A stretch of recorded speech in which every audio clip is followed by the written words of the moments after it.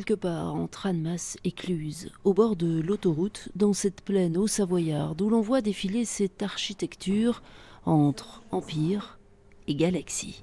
Quand on occupe un territoire, même quand on habite une maison, on finit par ne plus forcément faire attention aux interrupteurs, à l'éclairage. Bah là, c'est un peu pareil, quoi.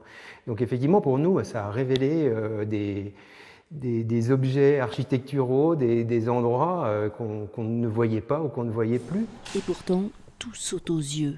Nous sommes loin des clichés d'une Haute-Savoie touristique et avenante. C'est une exposition qui pose la question du choix, de comment on occupe et comment on développe un territoire.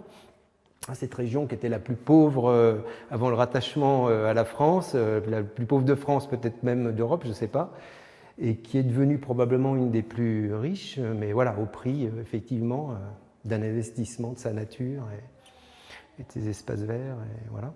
Drôle et décalé, le duo de photographes a collecté aux abords des routes, sur les cols de montagne ou dans les stations, le modeste, le négligé, l'abandonné et la réalité. On monte dans le rocher, dans le minéral, et puis dans la neige aussi, évidemment. Mais une neige pas forcément immaculée comme une neige de carte postale. Une neige qui peut être sale, comme celle-ci, en fin de saison, poussée par le chasse-neige. Et puis, de leur pérégrination dans 5 régions naturelles savoyardes, ils se sont arrêtés dans les habitats d'une certaine période de l'histoire. On est chez eux, on est chez nous aussi, je pense. Voilà, donc autour de cet inventaire qu'ils ont pu faire de ces maisons des 30 Glorieuses qui sont liées à une certaine architecture qui s'est développée dans la vallée de l'Arve autour de l'activité essentielle de la micromécanique, du décolletage.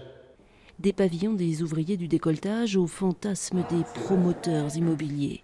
Ces images viennent alimenter et documenter leur atlas des régions naturelles. Plusieurs milliers d'images sur une France transformée depuis les 30 Glorieuses, à méditer. Okay, tu m'en fais un.